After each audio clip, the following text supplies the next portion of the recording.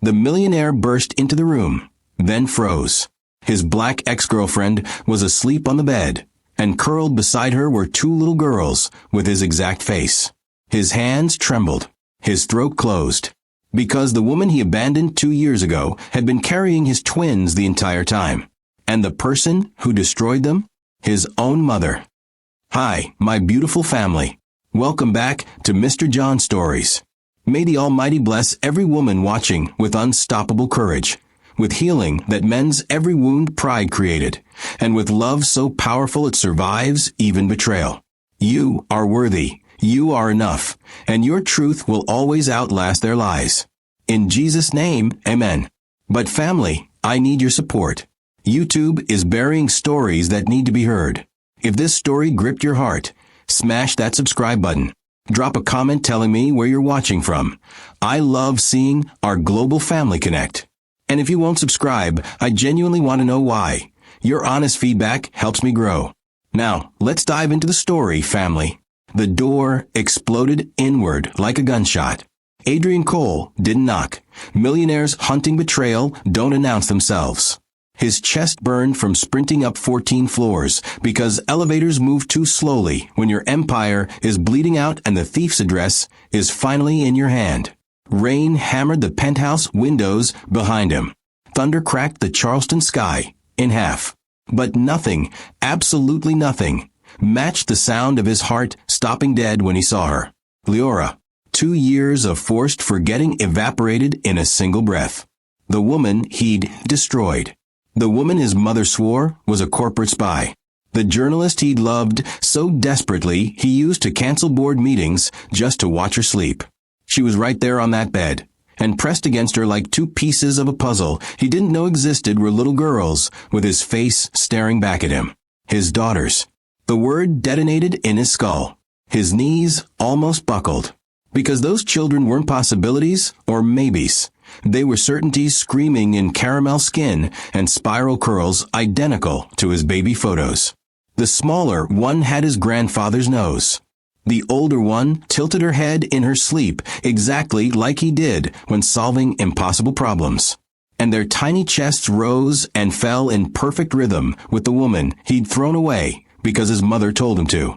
If you've ever discovered your entire life was a lie in a single glance, subscribe right now and smash that notification bell, because what happens next will rip your heart out. Comment where you're watching from. You're about to witness a truth so brutal it destroys families. Adrian's hand shot out to grip the doorframe before his legs forgot how to hold him upright. His private investigator said this address belonged to the hacker bleeding his company dry. The digital signature matched the 2-year-old scandal that destroyed Leora's career. He'd come here expecting a criminal, a faceless enemy, someone to unleash 2 years of buried rage upon. Instead, he found the grave of everything he'd murdered. His foot moved forward without permission. One step, then another. His body was closing the distance, while his brain still struggled to process the impossibility of what his eyes were showing him. Those children existed. They were breathing. They were real. Which meant everything. Every accusation his mother made. Every piece of evidence she presented. Every tearful plea Leora screamed in the rain while he stood behind locked gates. Every single moment of the last 2 years was built on something that made his stomach turn to acid. The smaller twin stirred. Her tiny hand reached out in sleep and found Leora's arm, gripping it with the desperate trust of a child who only knows one source of safety in this world. That simple gesture, that unconscious grab for mama, sent a lightning bolt of grief through Adrian's chest, so violent he actually gasped. These girls didn't know him. They'd never felt his hands lift them high, never heard his voice read bedtime stories, never fell asleep on his chest while he promised them the universe. Because he'd chosen his mother's word over the woman carrying his children. His hand stretched toward the older twin's face. He needed to touch her. Needed proof she was flesh and not hallucination. His fingers trembled inches from her cheek, and that's when Leora's eyes snapped open like a trap springing shut. She saw him. Recognition slammed into her features, shock, then horror, then fury so pure it could have burned buildings. Her arm yanked both children against her body in one fierce motion, and her voice came out low and lethal. Get away from them. 4 words. They hit harder than any boardroom defeat he'd ever suffered. She wasn't asking, she was commanding, protecting her cubs from a predator. And the predator was him. Leora, his voice cracked like a teenager's. I didn't know. I swear I didn't. You didn't want to know. Her whisper cut sharper than screaming. The older twin's eyes fluttered open now, confused by the tension vibrating through her mother's body. You believed her, Adrian. You chose Margot's lies over me, over us. So whatever reason dragged you through that door tonight, turn around and leave. But he couldn't move, because the older twin was staring at him now with unsettling focus, studying his face with the intensity of children who see what adults try to hide. She looked at his eyes, then at her sister's face, back to his eyes. Her small forehead wrinkled in concentration, and then her sleepy voice asked the question that detonated his world. Mama, why does he look like us? Time stopped. Leora's face went white. Adrian's lungs forgot how to pull air, and the smaller twin sat up, rubbing her eyes, looking between her mother's frozen expression and the strange man in their doorway, whose tears were falling before he even realized he was crying. Do you tell children the truth that destroys them, or protect them with lies? Because what Leora says next will change everything, but what Adrian's about to discover will make you despise the woman who caused this. Baby, Leora's voice shattered. She couldn't finish the sentence, couldn't give him that title, couldn't hand him access to the children she'd raised alone while he signed away buildings and collected awards. Adrian dropped to his knees. His expensive suit hit the floor like a penitent sinner. His voice came out broken and raw. I'm the man who made the biggest mistake of his life. And I'm here because I just found out who really destroyed your mother 2 years ago. The older twin's eyes went wide. Someone hurt Mama? Yes. Adrian's jaw clenched so hard his teeth nearly cracked. My mother did. Leora's sharp inhale cut through the room. Her eyes locked onto his with new horror, new questions, new possibilities she'd buried under survival. But before she could speak, Adrian's phone vibrated in his pocket. He pulled it out with shaking hands. The message from his forensic accountant contained 3 attachments and 7 words that made his blood turn to ice. Your mother just moved the money. Tonight. He looked up at Leora, his daughters, at the family his mother had stolen from him with surgical precision. And something in his chest that had been dying for 2 years finally caught fire. She knew I was close to the truth. His voice dropped to something dangerous. She's running. And if I don't stop her right now, every piece of evidence that proves she framed you disappears forever. Should he chase his mother or stay with the family she destroyed? Comment below, because Margot's next move will make you want to reach through the screen. 2 years earlier, Charleston's summer air tasted like possibility and honeysuckle when Adrian Cole first kissed Leora Jeffson under the magnolia tree outside the Heritage Gala. She'd been covering the event for Channel 7, asking pointed questions about his company's expansion into underserved neighborhoods, and something about the way she refused to soften her journalism just because his smile made him feel seen for the first time in his 32 years. He fell fast, fell completely. Fell in the dangerous way that makes powerful men forget they built empires specifically to avoid being vulnerable. Within 3 months, she had a toothbrush in his penthouse, and he was leaving board meetings early just to cook her dinner.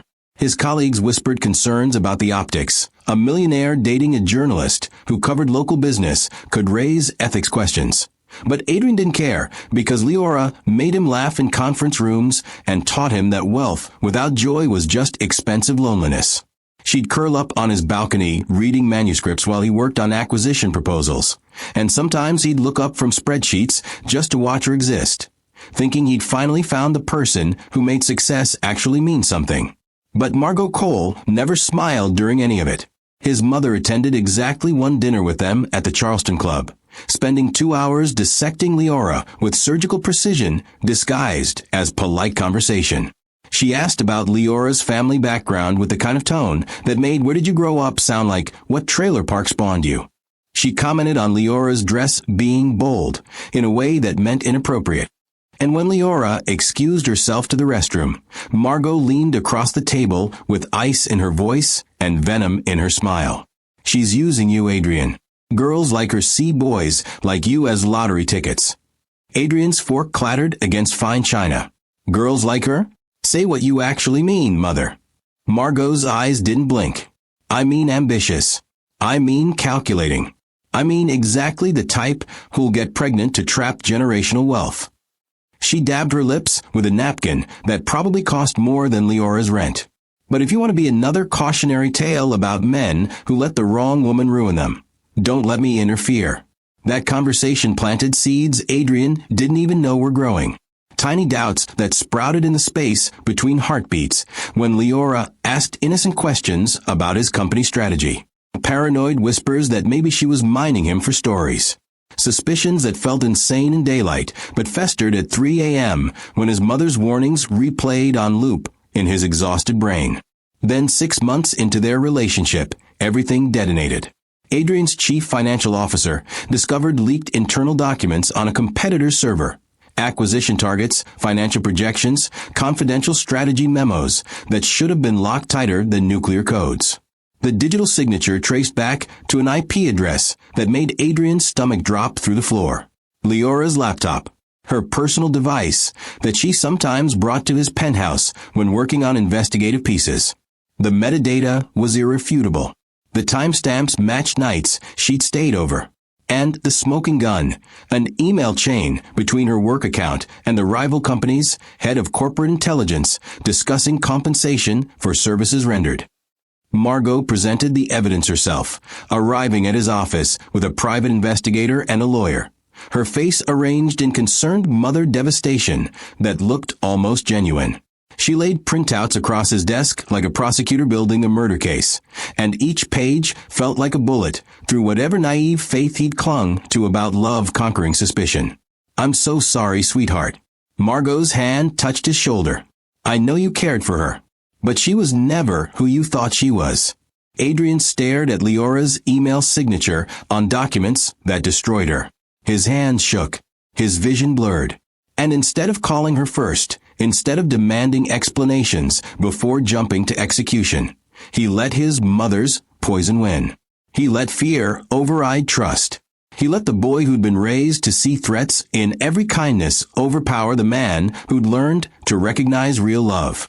That night, Leora showed up at his mansion gate in the rain, pounding on the intercom, screaming his name with the desperation of someone watching their world burn. He stood at his bedroom window, watching her through sheets of water, and instead of running down to let her in, instead of listening to her pleas, he pressed the button that activated the security system. Mr. Cole has requested no further contact. Miss Jeffson, leave the premises or will involve law enforcement. Her scream cut through thunder and reinforced steel. Adrian, please. I didn't do this. Whatever she told you is a lie. Please just look at me. But he didn't go down, didn't open the gate, just watched her collapse against the stone pillar, sobbing into her hands while rain soaked through her clothes, and told himself he was protecting his legacy instead of destroying his future. Would you have believed the evidence or trusted your heart? Because what Margot did next makes her the kind of villain who deserves everything coming to her. From her bedroom window 3 floors above, Margot watched Leora's breakdown with satisfaction that never touched her face. She'd spent 4 months building that perfect frame, hiring hackers to plant evidence, forging email headers, bribing a desperate IT contractor at the competitor's firm to play along with the narrative. The cost had been significant. The execution had been flawless. And the result was everything she'd prayed for since the night Adrian brought that black journalist home and looked at her like she hung the moon. The Cole legacy would not be diluted by some ambitious nobody with pretty eyes and dangerous questions. Margot had built this empire alongside her late husband, had sacrificed her youth to maintain their family's position in Charleston's upper echelons, and she'd be damned if Adrian threw it away on a woman who didn't understand that love was a luxury people like them couldn't afford. She picked up her phone and texted her lawyer. Execute Phase 2. Make sure every media outlet knows about the corporate espionage. destroy her credibility so thoroughly she'll never work in journalism again. Within 48 hours, Leora's professional death was complete. Her editor fired her on speakerphone while security packed her desk. Every news outlet in Charleston ran stories about the journalist who betrayed source confidentiality for profit. Her social media exploded with death threats and accusations. And when she tried defending herself, Margot's lawyers hit her with defamation warnings, so aggressive she couldn't afford to fight back. Leora disappeared from Charleston within a week, and Margot watched Adrian sink into depression that he masked with longer work hours and colder business strategies. She told herself she'd saved him, protected him. What mothers do when sons can't see danger standing in their own kitchens. But 3 months after Leora vanished, Margot's assistant brought concerning news. Someone had accessed the shell company accounts she'd used to pay the hackers. Someone was asking questions about transfers made during the exact window when she'd manufactured evidence against Leora. The digital trail she thought she'd buried was showing cracks. Margot stood at her office window overlooking Charleston Harbor and made a decision that would eventually burn her world to ash. She'd cover those tracks, move that money, erase every connection between herself and the destruction of her son's relationship.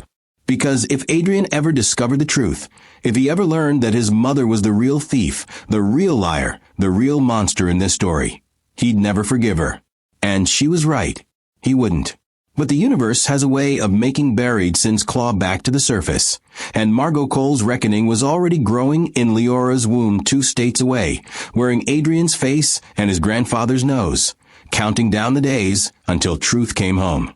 Leora discovered she was pregnant in a gas station bathroom outside Atlanta, 3 weeks after Charleston became a city she could never return to. The plastic test showed 2 lines while trucks rumbled past on Highway 85, and she slid down the grimy wall onto coal tile that smelled like industrial cleaner and shattered dreams. Her hand shook so violently she almost dropped the evidence of the life growing inside her, the last remaining piece of a man who'd chosen his mother's lies over her truth. She should have felt terror. I should have felt trapped. Instead, she felt something ancient and fierce rising in her chest that tasted like purpose. Nobody wanted her anymore. Not the journalism world that believed Margot's manufactured scandal. Not the Charleston community that had watched her fall with the eager cruelty of people who love seeing ambition punished. Not even Adrian, who'd stood behind bulletproof glass while she screamed his name in the rain like a ghost begging to be remembered. But these cells multiplying inside her womb didn't care about reputation or evidence or the word of a millionaire's mother. They just needed her to survive. So she would. Atlanta swallowed her whole the way big cities swallowed desperate people who need to disappear. She found a studio apartment in East Point where the walls were thin enough to hear neighbors arguing, and the rent was cheap enough to afford on waitressing tips. Her journalism degree became expensive wallpaper. Her awards and credentials meant nothing when Google searches of her name still showed headlines about corporate espionage and betrayal. So she served coffee at a 24-hour diner where truckers left decent tips and nobody asked questions about the pregnant woman whose eyes looked too haunted for someone so young. The loneliness was a living thing that followed her through each shift. She'd watch families in corner booths, fathers cutting pancakes for toddlers, mothers wiping syrup off chubby cheeks, and feel the absence of Adrian like a phantom limb that still ached despite being amputated. Some nights she'd pull out her phone and scroll to his contact, her thumb hovering over the call button while her baby kicked against her ribs as if asking permission to exist in his world. But she never pressed it, never gave him the chance to reject her twice. Never let him know that the woman he destroyed was carrying the children who'd have his smile. Her water broke during the graveyard shift on a Tuesday that felt like any other Tuesday until it became the most important day of her life.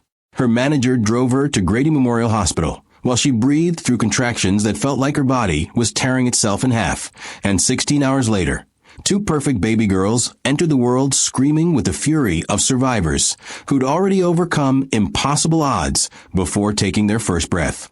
The nurse placed them on Leora's chest, one slightly bigger than the other, both with caramel skin and thick dark hair that curled to the ends. And Leora finally understood why people used the word miracle without irony. These weren't just babies. They were proof that love could create something permanent even when the love itself died.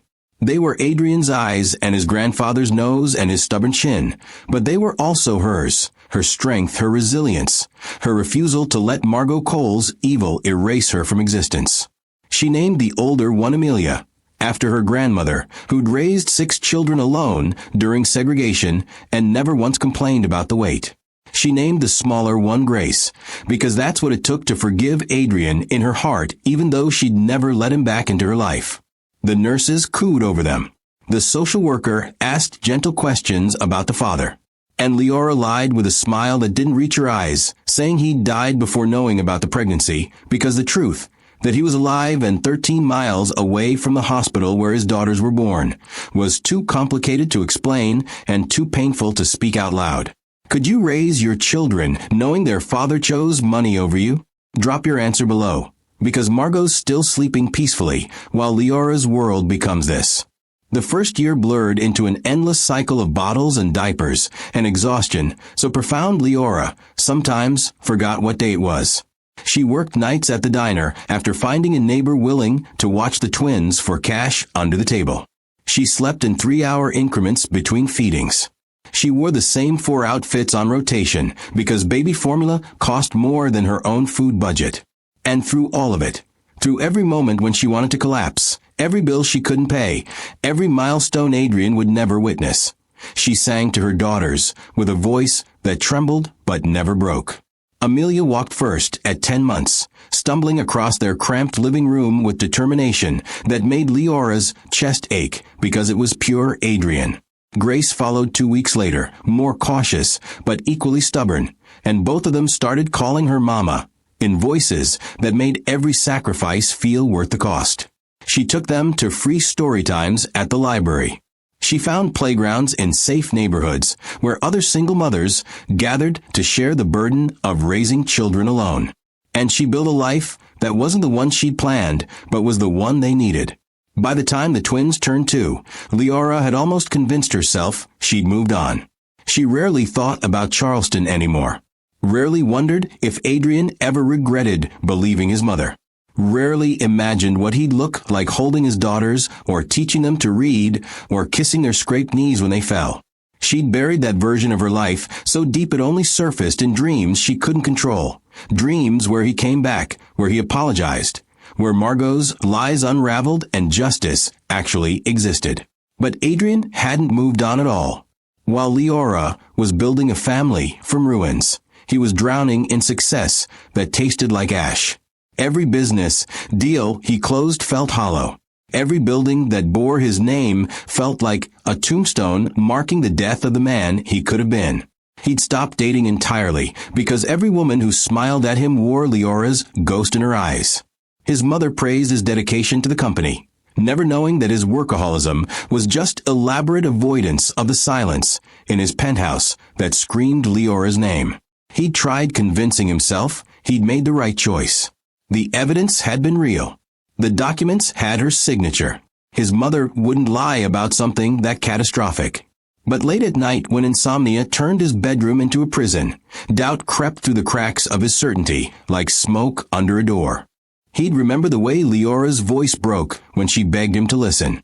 The genuine confusion in her eyes when she swore she hadn't betrayed him. The fact that she'd disappeared completely instead of fighting back, which seemed wrong for someone who'd actually committed corporate espionage. Those doubts became a low-grade fever that never quite broke, simmering in his subconscious until the night his new CFO discovered irregularities in his mother's personal accounts.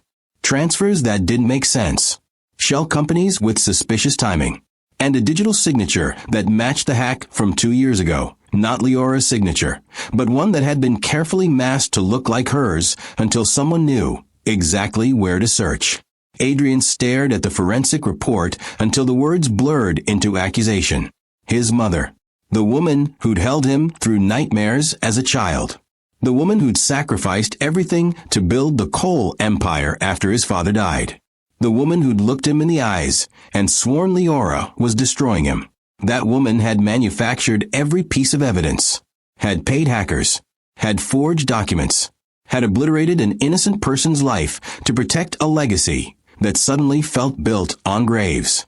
He traced Leora's last known location through old employment records, finding nothing until a private investigator mentioned an Atlanta address tied to her name on a utility bill.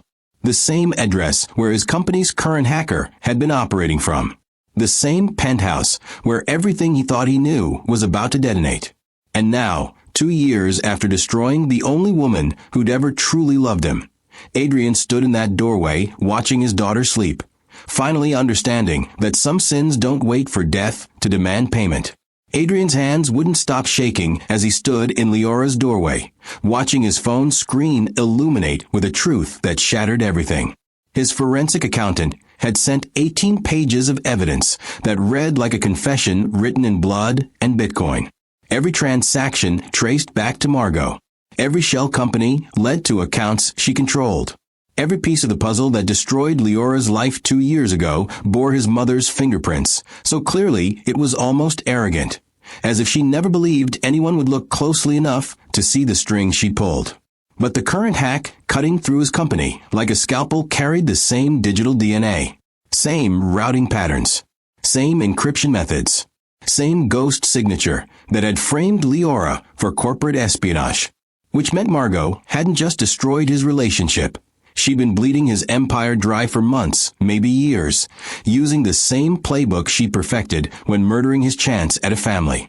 Leora sat on the bed with both twins pressed against her like human shields, her eyes tracking his every micro-expression with the hypervigilance of someone who'd learned that trust was a luxury she couldn't afford. Grace, the smaller one, had fallen back asleep with her thumb in her mouth, but Amelia stayed awake, watching him with unsettling intensity that made him feel transparent. She had his eyes, not just the color, but the shape, the way they narrowed when processing complex information, the slight asymmetry that made him look intense in photographs. Looking at her was like staring into a mirror that showed him who he could have been if he hadn't chosen fear over faith. Say what you came to say and leave. Leora's voice carried the exhaustion of 2 years spent building survival from wreckage. I've got work in 4 hours, and they need sleep. Adrian's throat closed around words that felt too small for the magnitude of his betrayal. How did he apologize for believing manufactured evidence? How did he explain that the woman who gave him life had stolen theirs? How did he ask forgiveness for abandoning her while she carried his children through a pregnancy he should have been there for, through a birth he should have witnessed, through 2 years of milestones he'd never get back? My mother framed you. The words fell out raw and unpolished. Everything, the documents, the emails, the IP addresses, she fabricated all of it. Paid hackers. Forged your signature. Built an entire conspiracy to make me believe you betrayed me when the only traitor in my life was her. Leora's laugh came out bitter and sharp enough to draw blood. 2 years. You chose her lies 2 years ago, and now you show up here expecting what? Gratitude that you finally decided to use your brain. I'm not asking for gratitude. Adrian took one step closer, and Leora's hand shot up in warning. I'm telling you the truth, so you know it wasn't your fault. So you know you didn't deserve what happened. So you know that his voice cracked, that I destroyed the best thing in my life because I was too much of a coward to trust what I felt instead of what I saw. Amelia shifted against her mother's side, and her small voice cut through the tension like a knife through silk. Mama, why is he crying? Both adults froze. Adrian hadn't even realized tears were falling until his daughter, that word still felt like swallowing glass, pointed them out with the brutal honesty of toddlers who haven't learned to pretend feelings don't exist. He wiped his face with the back of his hand, but more tears replaced them immediately because looking at these children he'd never held was breaking something in his chest that had been cracked since the night he locked Leora outside his gate.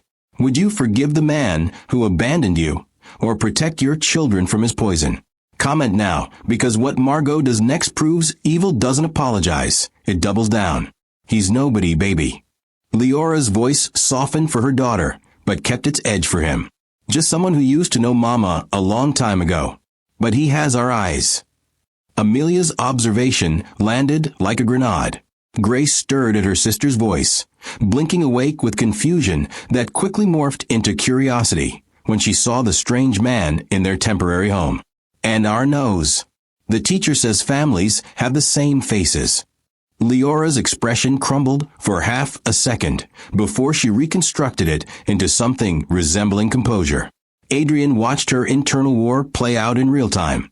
The desire to protect her children from complicated truth battling against their right to know where half their DNA came from. He wanted to help her, wanted to take that burden off her shoulders. But he'd forfeited the right to co-parent the moment he chose Margot's word over Leora's screams. Ease, Leora started, then stopped, her jaw working around syllables that wouldn't form. She looked at Adrian with something that might have been a plea or warning or both. He's someone Mama knew before you were born, before everything got complicated, like a friend. Grace's voice came out sleepy and innocent. Something like that. Leora's hand stroked her daughter's hair with practiced gentleness. Adrian couldn't take it anymore. Couldn't let his children think he was just some random friend when they had his entire face mapped across their features. He dropped to his knees beside the bed, eye level with these tiny humans who existed, because he'd once loved their mother enough to forget about legacy and empire and all the things Margot said mattered more than happiness. I'm your father. His voice broke on the word.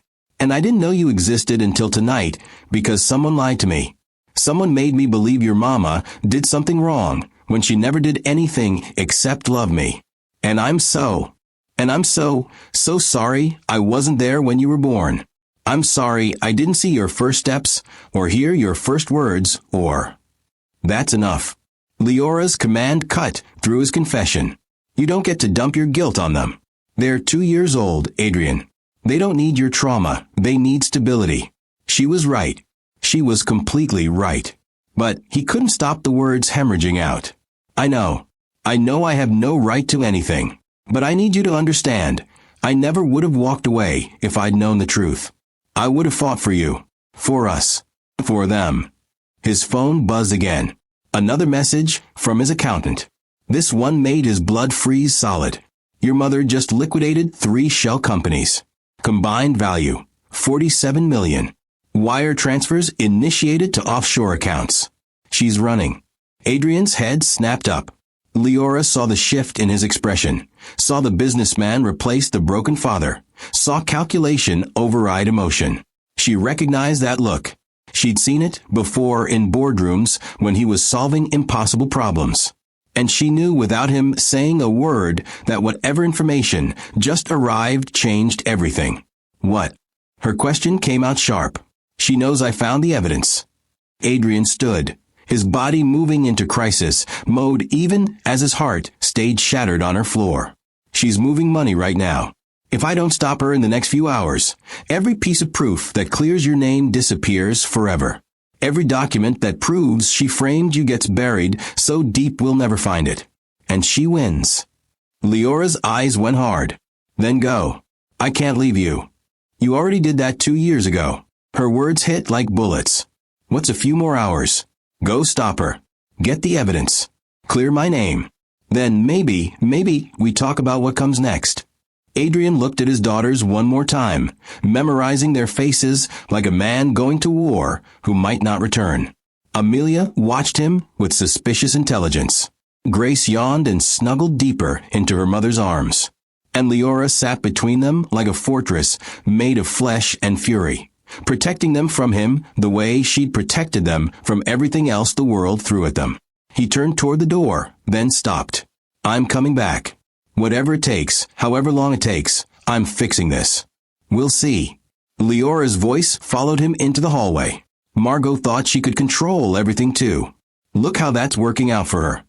Adrian's Mercedes tore through Charleston's pre-dawn streets like a bullet seeking its target. The city was still wrapped in that peculiar silence that exists between night's surrender and morning's assault, when streetlights flicker uncertainly and the world holds its breath before chaos begins again. His knuckles were white against the steering wheel, his jaw clenched so tight his teeth ached, but none of that registered because his mind was 3 places at once.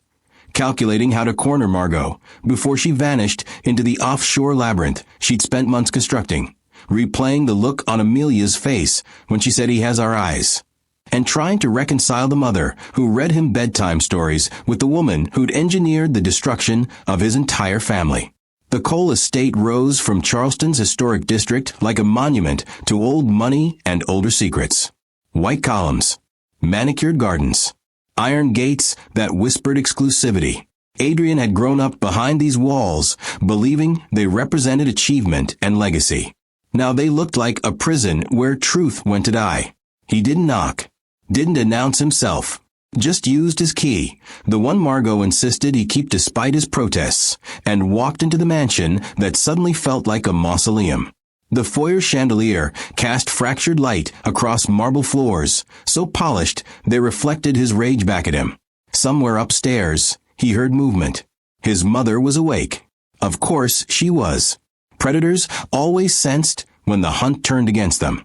He found her in her study, surrounded by leather-bound books she'd never read and art she'd purchased for tax write-offs rather than beauty. She sat behind her mahogany desk like a queen preparing for siege, her silver hair perfect despite the hour, her posture rigid with the kind of control that mistook brittleness for strength. When she looked up and saw him, something flickered across her face. Surprise, fear, calculation, before settling into the cold mask she'd worn his entire life. Adrian. Her voice carried practiced neutrality. It's 4 a.m. What could possibly? $47 million. He cut her off with surgical precision. 3 shell companies. Offshore accounts in the Caymans. Wire transfers initiated 90 minutes ago. He dropped his phone on her desk with enough force to crack the screen. Want to explain why you're liquidating assets in the middle of the night, Mother? Margot's expression didn't change, but her fingers tightened almost imperceptibly around the pen she'd been holding. I don't answer to you about my financial decisions. Financial decisions? Adrian's laugh came out jagged. Is that what we're calling corporate fraud now? Embezzlement? Conspiracy?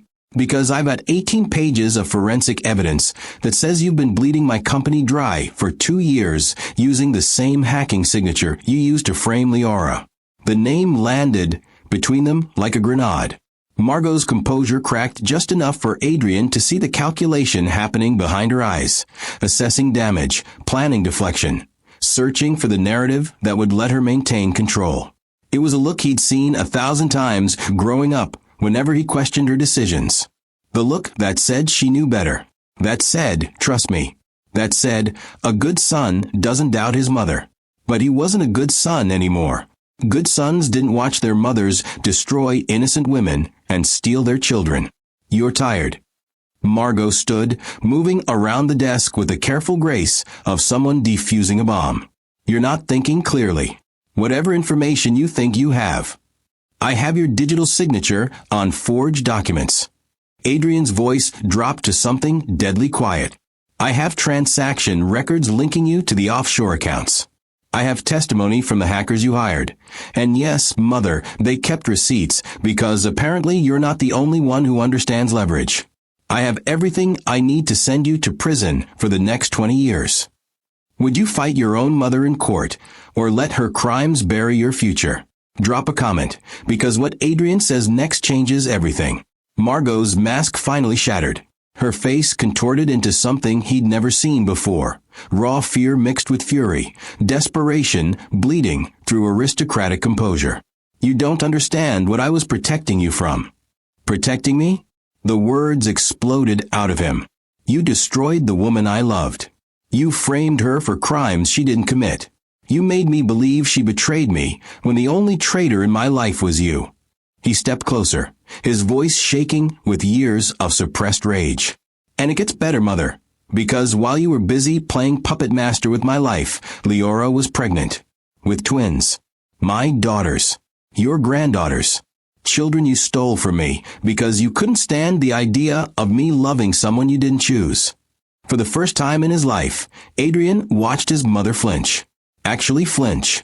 Like his words were physical blows she couldn't deflect with money or manipulation. Twins. The word came out barely above. A whisper. Amelia and Grace. Adrian's voice cracked on their names. They're 2 years old. They have my eyes and my nose and my entire face mapped across their features. And I met them tonight for the first time because you made sure I'd never know they existed. You didn't just steal 2 years of my life. You stole their father. You made them grow up thinking they were abandoned when I never even knew they needed me. Margot sank back into her chair like her legs had given out. For a moment, just a moment, Adrian saw something that might have been regret flicker across her face. But then her spine straightened and the mask reconstructed itself with terrifying efficiency. She was using you. Margot's voice turned sharp again. That woman saw your money, your name, your position, and she saw opportunity. I did what any mother would do. I protected my son from a gold digger who would have destroyed everything we built. We. Adrian's laugh tasted like poison. There is no we, mother. There never was. It was always you building your empire and me playing my assigned role in your dynasty. And the moment I tried to build something that was actually mine, something real, something that made me happy, you burned it to the ground. He grabbed his phone off her desk, pulling up the photos his investigator had sent. Security footage, bank records, emails. He shoved it in her face, watching her eyes widen as she realized how thoroughly he'd unraveled her conspiracy. You want to know what's really funny? The current hack that made me dig into all of this, that was you too. You got sloppy. Or maybe arrogant. You used the same encryption methods, the same routing patterns, the same ghost signature. It was like you wanted to get caught. Like some part of you knew this house of cards couldn't stand forever. Margot stared at the evidence, her face aging 10 years in 10 seconds. What are you going to do? What am I going to do? Adrian's voice went cold. I'm going to give you exactly one choice, mother.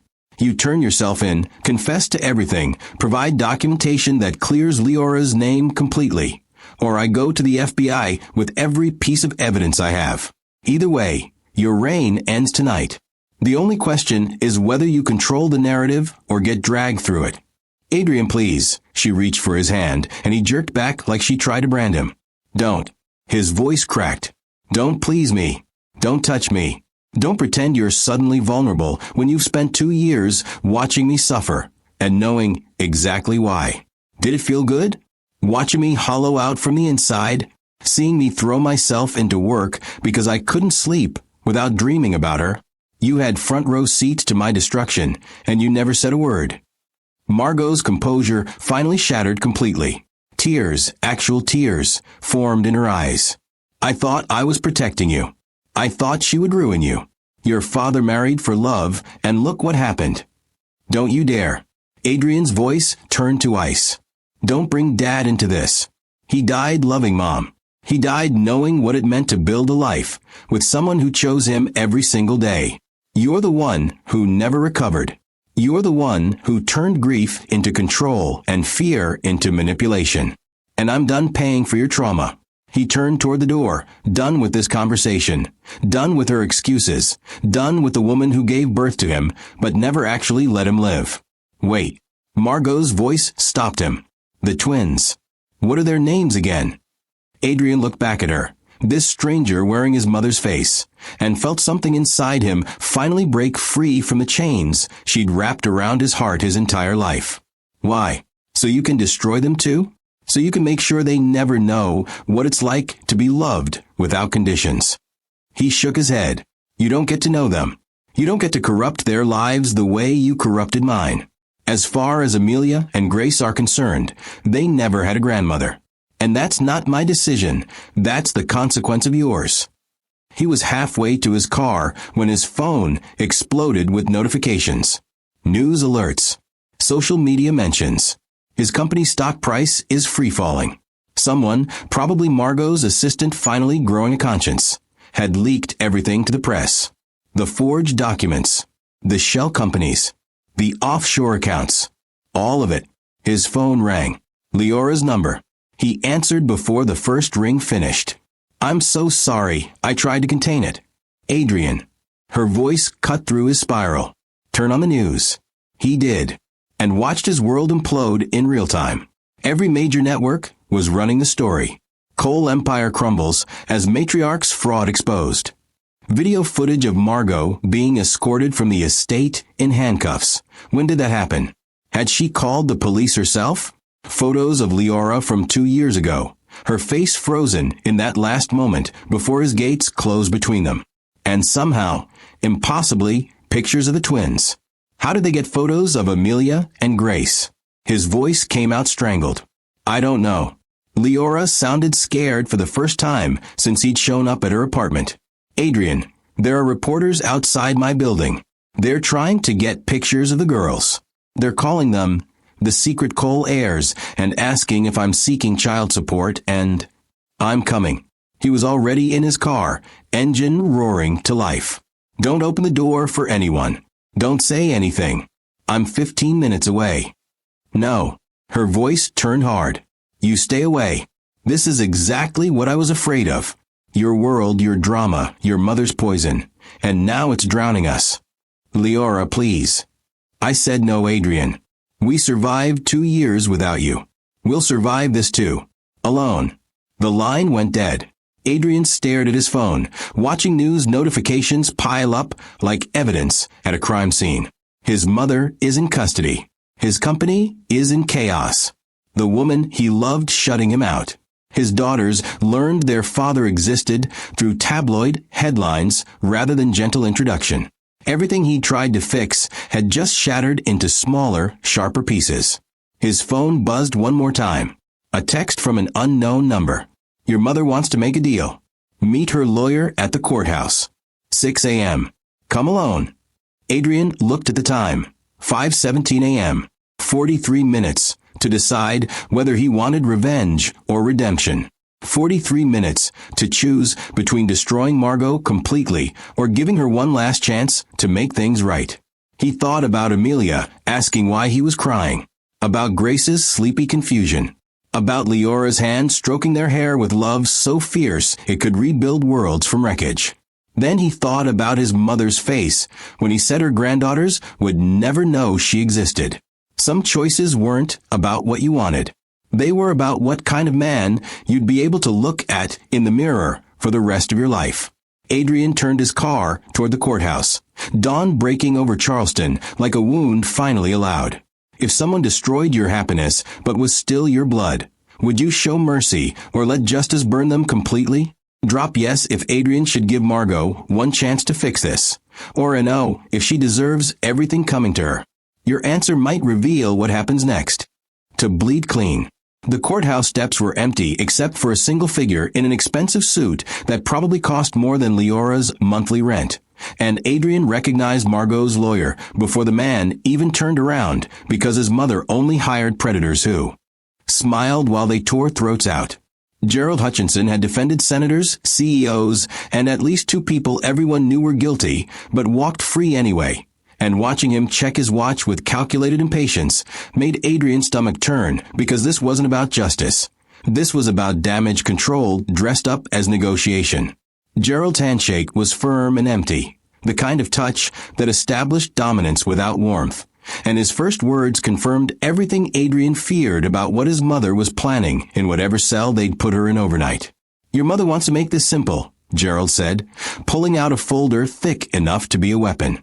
She'll plead to minor financial infractions, pay restitution, serve minimal time in a white-collar facility, but only if you publicly state that Leora Jeff's son manipulated you, that the twins' paternity is questionable, and that your mother was protecting you from a calculated con artist who saw your wealth as her retirement plan.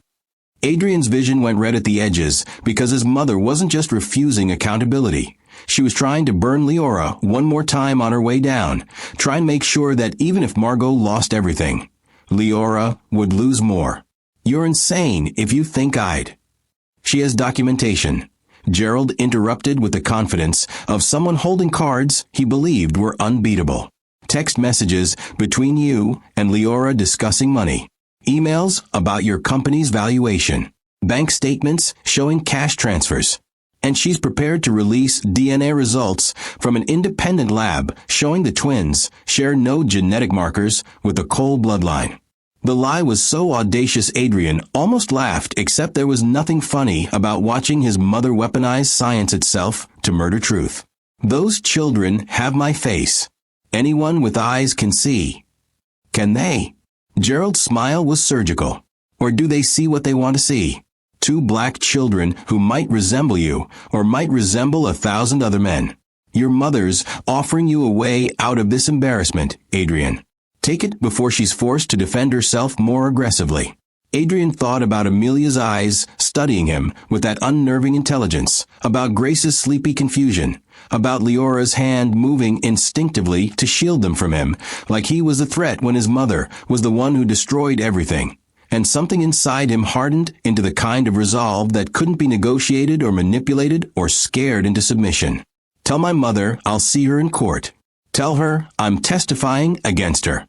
And tell her those fake DNA results won't survive 5 minutes of actual scrutiny because, unlike her, I don't need to lie to prove what's true. He walked away before Gerald could respond, his phone already buzzing with alerts that told him Margot wasn't waiting for his cooperation. She was launching her counterattack with a kind of scorched earth strategy that proved she'd rather destroy everyone than admit she was wrong. The DNA results hit social media first, released through anonymous accounts that flooded platforms with documents stamped with official-looking seals and laboratory letterheads that would have convinced anyone who didn't look too closely at the details.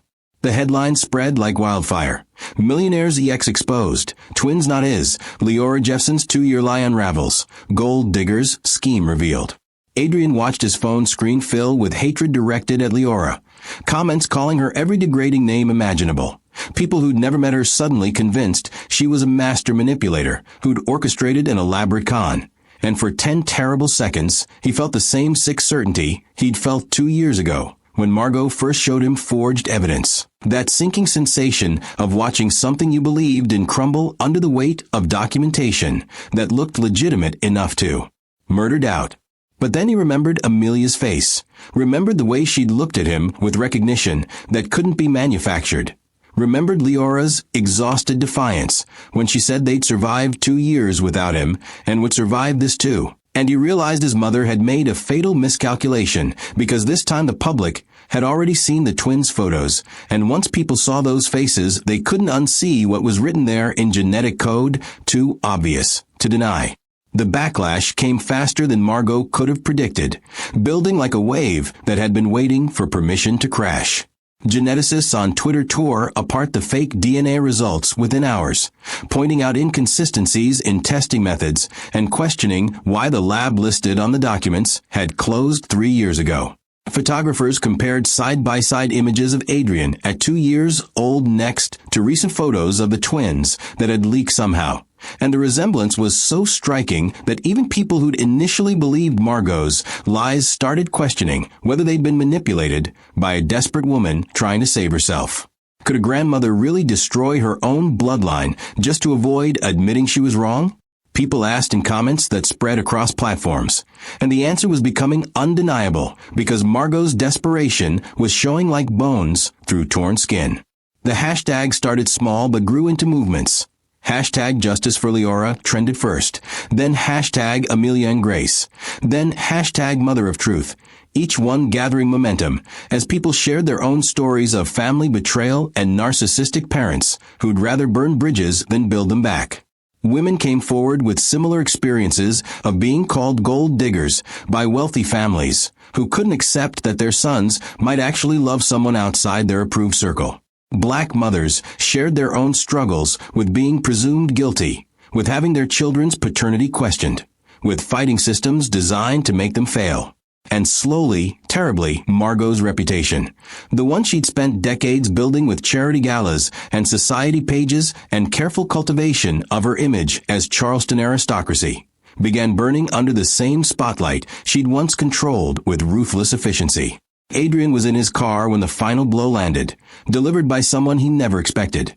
Margot's own assistant, a woman named Patricia who'd worked for his mother for 15 years and had presumably witnessed every manipulation, every lie, every calculated destruction Margot had engineered in the name of protecting the Cole legacy.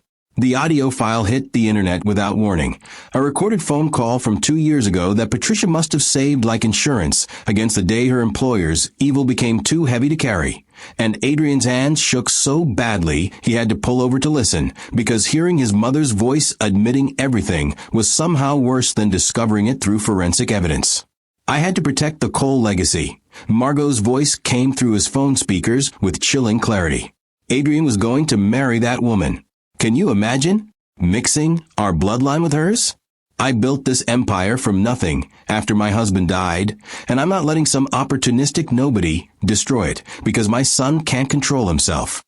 Adrian sat in his parked car listening to his mother's words, proof she'd never loved him the way he needed, had never seen him as anything except an extension of her ambitions, had never considered that protecting him might mean letting him choose his own happiness, even if it didn't match her vision.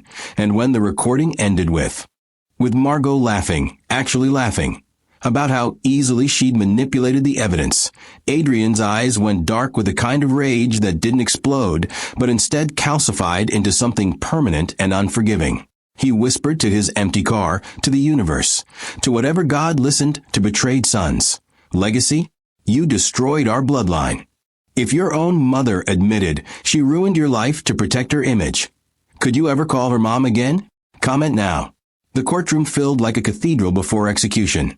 Every seat claimed by journalists whose cameras couldn't legally record, but whose eyes missed nothing. By curious strangers who'd followed the scandal like a religion. By business rivals who'd waited years to watch Margot Cole's empire crumble into the kind of public humiliation that money couldn't erase.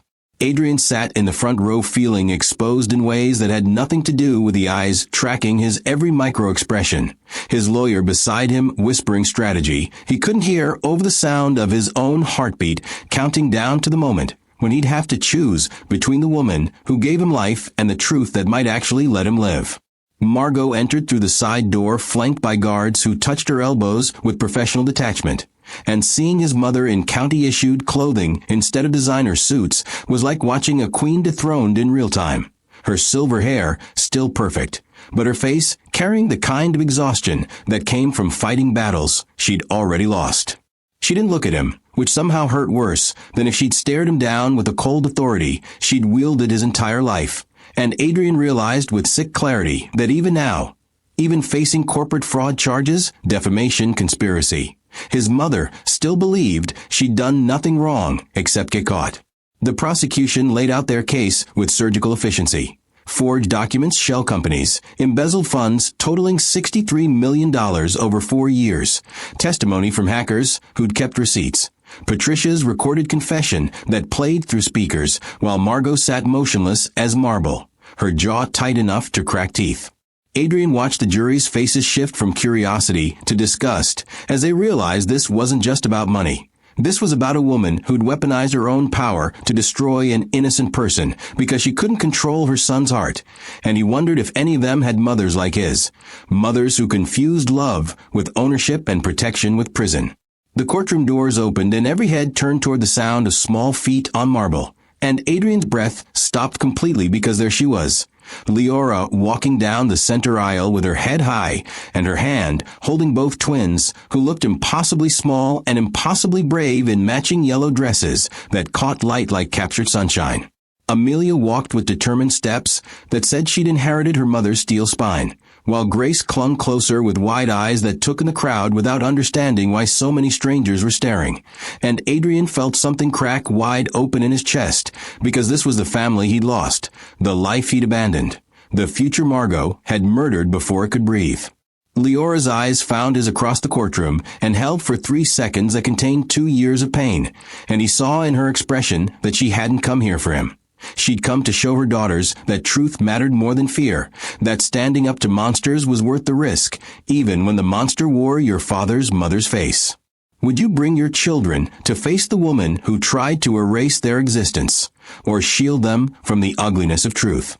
The question hung in the air as Leora took her seat, the twins tucked against her sides like bookends, holding her together. The judge asked Adrian to approach the witness stand, and his legs barely held him as he walked past his mother without looking at her. his hand trembling as he swore to tell the truth when truth was the only thing he had left to give. His testimony came out raw and unpolished. Facts stripped of the corporate polish he usually wrapped around difficult conversations. How Margot had shown him forged evidence 2 years ago. How she'd convinced him Leora was a corporate spy. How he believed the woman who birthed him instead of the woman who built him into someone worth becoming. And that last phrase, the one he hadn't planned, echoed through the courtroom like a confession that couldn't be unsaid. The crowd erupted not with sound, but with a kind of collective breath that indicated something fundamental had shifted, and Adrian looked directly at Leora while he finished. I destroyed the best thing in my life because I was taught that loyalty to blood mattered more than loyalty to love, and I'll spend the rest of my life trying to rebuild what my cowardice destroyed. Margot's face contorted into something between rage and anguish as she watched her son choose his family over her mythology, watched him testify against her with a kind of clarity that made appeals impossible, watched her control dissolve like sugar in acid as the jury's expressions hardened into the verdict she'd receive before they even deliberated. The judge's gavel fell with finality that sounded like doors slamming. Guilty on all counts. Sentencing in 30 days, bail revoked. Guards moved toward Margot, and she stood with the rigid dignity of someone who'd rather die than show weakness. But as they escorted her past Adrian's seat, she stopped, turned, and let her eyes meet his with blazing intensity that promised this wasn't over even though it absolutely was. Her voice came out low enough that only he could hear, each word landing like a curse she believed would stick. You'll regret this. Blood never forgives betrayal. Was Adrian right to destroy his mother to save his family, or did he just prove he's exactly like her? Comment your truth. 3 weeks after the trial, Leora found the envelope while carrying groceries up the stairs to her apartment, nearly stepping on the cream-colored paper that had slipped under her door sometime between midnight and dawn when the world was too dark to witness deliveries made by trembling hands. The handwriting on the front was shaky in a way that suggested either age or emotion had guided the pen, and there was no return address, no stamp, nothing except her name written in letters that looked like they'd been formed by someone fighting against their own pride with every stroke. She set the groceries down and stared at that envelope for a full minute before her hands finally moved to open it, her heart already knowing who'd written it, even though her mind rejected the possibility that Margot Cole would ever apologize for anything, let alone through a letter that required humility instead of lawyers. The words inside were brief and devastating. I was wrong. The twins look like the man you made better. Please tell them I'm sorry. The signature was barely legible, Margot's name trailing off like she'd run out of strength halfway through writing it. And Leora's first instinct was to burn the letter because apologies didn't resurrect 2 stolen years or erase the trauma of raising twins alone while being called a liar and a gold digger by a woman who'd never bothered to meet them. But something in those words, the man you made better, suggested Margot had finally seen what she destroyed, had finally understood that Adrian's love for Leora wasn't weakness, but the only thing that had ever made him whole. And Leora found herself crying without permission because hatred was easier to carry than the complicated weight of recognizing humanity in monsters. She showed the letter to Adrian during one of his carefully scheduled visits, where he played with the twins in her living room while maintaining the respectful distance she'd insisted on because trust took longer to rebuild than empires took to crumble. He read it twice, his face cycling through disbelief, anger, and something that looked dangerously like hope before settling into the exhausted resignation of a son who'd already mourned his mother once and wasn't sure he had the strength to do it again. She's in a medical facility, he said quietly, folding the letter with hands that shook slightly. Stage 4 pancreatic cancer. They gave her 6 months at sentencing instead of prison time. I didn't tell you because I didn't want you to feel obligated to. She's dying. Leora's voice came out sharper than intended, and she hated how that information changed the equation because anger toward the living felt righteous, but anger toward the dying felt cruel. And she'd spent 2 years building walls that were suddenly crumbling under the weight of a truth she hadn't prepared for, that Margot Cole would exit this world without ever knowing the children she tried to erase, without ever facing the consequences that mattered more than prison sentences or public humiliation. Would you let a dying woman meet the grandchildren she tried to destroy, or let her carry that regret to the grave? Leora asked herself this question 17 times before she found herself driving to the facility with both twins strapped in the back seat, their small voices asking where they were going in that persistent way children had demanding truth even when adults wanted to hide it.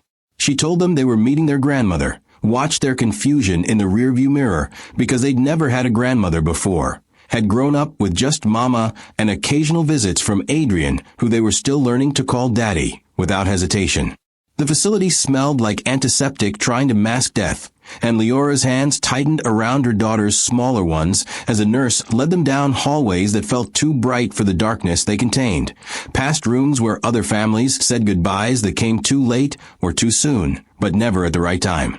Margot looked like a different woman in the hospital bed, her silver hair thin against white pillows, her aristocratic face hollowed by illness that didn't care about legacy or pride or how many empires she'd built from her husband's ashes. She was awake, but barely, her eyes closed until the nurse announced visitors. And when those eyes opened and landed on the twins standing at the foot of her bed, Margot's entire face crumbled into an expression of such raw anguish that Leora almost turned around because watching this woman break felt too intimate, too human, too much like witnessing the exact moment regret became unbearable. Tears fell without sound down Margot's cheeks as she stared at Amelia and Grace like she was memorizing features she'd denied herself the right to know. And her voice, when it came, was barely a whisper. They have his eyes. And yours. They're perfect. Leora stood frozen between protecting her children and allowing them this moment, her own tears falling because hate was easier when the enemy stayed monstrous. But Margot looked like every other dying grandmother who'd realized too late that pride was a poor substitute for love. The twins moved closer without prompting, their natural curiosity overriding caution, and Grace reached out to touch Margot's hand with the fearless gentleness of children who hadn't learned yet that some people didn't deserve kindness. Margot's fingers closed around that small hand like she was holding salvation itself, and her voice broke completely. I'm so sorry. I'm so sorry I wasn't brave enough to love you. As Leora turned to leave, giving Margot these final moments she didn't deserve but desperately needed, she heard her former enemy whisper to the twins with whatever strength remained, "Never let pride steal your love like I did." Leora looked back once, tears blurring her vision, unsure if forgiveness was enough to heal wounds this deep, or if some scars were meant to stay visible as reminders of what happened when fear built walls where bridges should have been. Can deathbed apologies erase a lifetime of destruction? Or are some sins too heavy for sorry to carry? A year passed like a wound learning to close, not perfectly, but honestly, leaving scars that told the truth instead of hiding it, and on a quiet Charleston beach where tourists didn't venture, and locals knew better than to disturb moments that looked like prayers, Adrian and Leora stood barefoot in sand that held the warmth of a day surrendering to evening. The officiant was a friend who understood that some ceremonies needed witnesses, but not crowds, that remarriage after devastation required intimacy instead of spectacle, and his words about second chances and earned trust floated over the sound of waves that had watched this coastline weather storms far longer than any human heartbreak. Leora wore white linen that caught the breeze like captured light, simple and devastating in its refusal to apologize for existing, and Adrian couldn't stop staring at her the way drowning men stared at shore, with gratitude that bordered on worship and disbelief that he'd been given permission to try again after failing so catastrophically the first time. The twins ran along the water's edge, shrieking with joy that only children possessed, their yellow dresses bright against the darkening sky, their laughter carrying across sand like proof that innocence could survive adult mistakes if the adults were willing to do the hard work of rebuilding what pride had demolished. Amelia chased waves that retreated before her small feet could catch them, her fearlessness a mirror of Leora's spine, while Grace collected shells with a methodical focus Adrian recognized as his own, and watching them exist as proof of a love he'd almost destroyed made his throat close around vows he'd already spoken but needed to say again every day for the rest of his life. Margot had died 3 months after meeting them, her final words to Adrian delivered through a nurse because she'd been too weak to speak them herself. Protect what I couldn't. And he'd carried that command like penance, because even in death his mother had managed to be both apology and instruction. Regret wrapped in one last attempt to control outcomes, she'd forfeited the right to influence. Adrian whispered against Leora's temple as they watched their daughters paint temporary footprints on sand that would erase with the next tide. I lost 2 years, but I gained forever. And the words felt inadequate for the enormity of what she'd given him. Not just forgiveness, but the chance to be the father and husband he should have been from the beginning. The opportunity to prove that broken men could rebuild themselves into something worthy of the love they'd abandoned. Leora smiled without looking at him, her head finding its natural resting place against his chest, where his heartbeat had become a soundtrack to her cautious hope. And she didn't say anything, because some moments didn't need words, just the willingness to stand together while the sun melted into gold that looked like liquid grace poured across water. They walked toward where the twins were building something that might have been a castle or might have been abstract art, their small hands working with the serious concentration of architects who believed in possibility. And Amelia looked up with eyes that held Adrian's entire genetic history and asked the question that still haunted his dreams. "Daddy, are you staying this time?" The innocence of it shattered him, because she was 3 years old and already carried the fear of abandonment he'd planted, already knew that fathers sometimes left and promises sometimes broke, and he dropped to his knees in wet sand that would stain his linen pants, because vanity mattered less than making sure his daughter heard truth in his voice when he answered. His words came out broken but certain, tears falling without shame, because grown men were allowed to cry when their children asked if they were worth staying for. "Forever, my little moonlight." Forever and every day after that.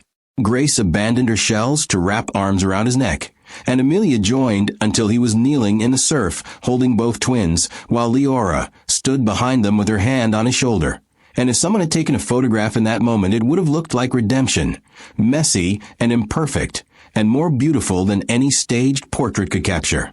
The sun finished its descent, painting the sky in colors that didn't have names, and Adrian understood with sudden clarity that some loves were tested by lies, but reborn through truth.